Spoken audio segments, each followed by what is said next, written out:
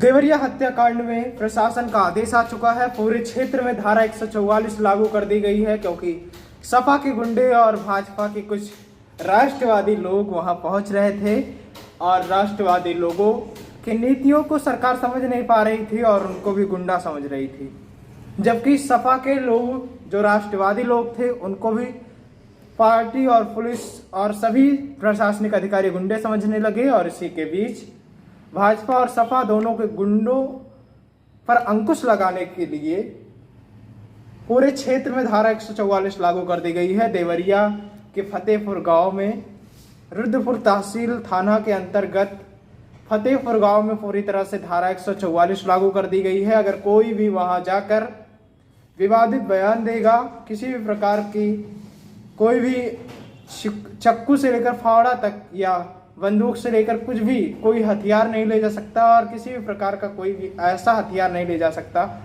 जिससे किसी की हत्या की जा सकती है। कोई मादक पदार्थ, कोई विस्फोटक पदार्थ, इस प्रकार का कोई पदार्थ भी नहीं ले जाया जा सकता। और इसी की सूचना देते हुए वहाँ के एसपी साहब ने दिया है। मैं आपको सुनाता हूँ क्या कहा है एसपी साहब ने। देवरिया के एसपी साहब का या पूरा एक पन्ने का स्टेटमेंट आया हुआ है जिसमें उन्होंने बताया है कि क्या क्या मामला है। आदेश यह है कि दिनांक 2/10/2023 को जनपद देवरिया की तहसील व थाना रुद्रपुर के अंतर्गत फतेहपुर गांव में एक घटना घटित हुई थी, जिसके दृष्टिगत ग्राम फतेहपुर में विभिन्न संगठनों एवं राजनीतिक दलों के जन समूहों में काफी आक्रोश और उग्रता दिख रही है। ग्राम फतेहपुर के क्षेत्र में उपस्थित होकर विभिन्न प्रकार का धरना प्रदर्शन एवं जुलूस कार्यक्रम निकाल रहे हैं और बहुत बड़े पैमाने पर लोगों को अवरोधित कर रहे हैं। शांति व्यवस्था प्रभावित होने की आशंका उत्पन्न हो सकती है, हत्याएं और बढ़ सकती है, उग्रता फैल सकती है। और इसी की आशंका जताते हुए एसपी साहब ने थाना रुद्रपुर के राजस्व ग्राम फतेहपुर की सीमा में कानूनी शांति एवं व्यवस्था को सुदृढ़ करने के लिए 1973 की धारा 144 के अंतर्गत अधिकारों का प्रयोग करते हुए दिनांक 9/10/2023 से 8/11/2023 तक 9/10/2023 से 8/11/2023 तक यानी कि एक महीने तक जो ग्राम फतेहपुर स्थित तहसील थाना रुद्रपुर की सीमा के लिए प्रभावी रहेगा।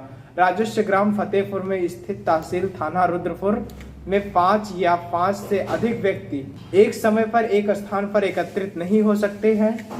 कोई भी व्यक्ति किसी भी प्रकार का पंचायत धरना न बुलावे में जा सकता है, ना ही कोई प्रकार का कोई धरना प्रदर्शन कर सकता है। तीसरा बिंदु जो उन्होंने दिया है, कोई भी व्यक्ति स्वयं या अन्य किसी के घर की छत पर ईंट, पत्थर या आपत्तिजनक सामग्री एकत्रित नहीं कर सकता है।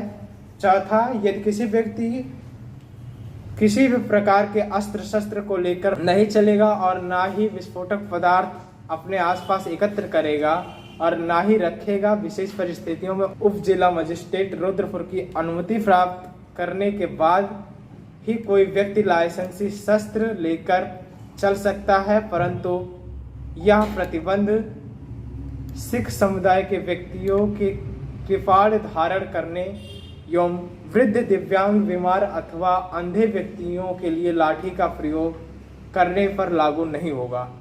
यानी कि जो वृद्ध हैं, दिव्यांग हैं, बीमार अथवा अंधे लोग हैं, उन पर ये सारी चीज़ें लागू नहीं होंगी। कोई भी व्यक्ति धार्मिक उन्माद, जातिगत उन्माद उत्पन्न करने वाली भाषा का प्रयोग नहीं कर सकता, ना ही प्रचारित या प्रसारित करेगा।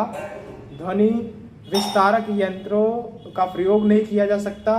निर्धारित मानक डेसिबल के अनुसार जिला मजिस्ट्रेट रुद्रपुर की अनुमति के उपरांत ही किया जाएगा। इस प्रकार का कार्य अगर करना है तो रुद्रपुर मजिस्ट्रेट से परमिशन लेना होगा। कोई भी व्यक्ति किसी भी प्रकार की अफवाह सोशल मीडिया या अन्य किसी सामाजिक मंच के माध्यम से अगर फैलाने का प्रयास करेगा, प्रचार और प्रसार करने का प्रयास करेगा, तो उसके खिलाफ कड़ी कार्रवाई की जा सकती है। कोई भी व्यक्ति मादक पदार्थ, कोई भी व्यक्ति फावड़ा, कुदाल, चक्कू इत्यादि अगर किसी भी प्रकार का आपत्तिजनक सामान लेकर जाएगा तो उसके ऊपर भी कार्रवाई की जाएगी। किस धारा में किस तरह से कार्रवाई की जाएगी, यह आदेश इस कार्यालय के पूर्व में पारित आदेश संख्या 562 JA 2023 दिनांक 16/8/2023 जो कि पूरे जनपद के लिए लागू है।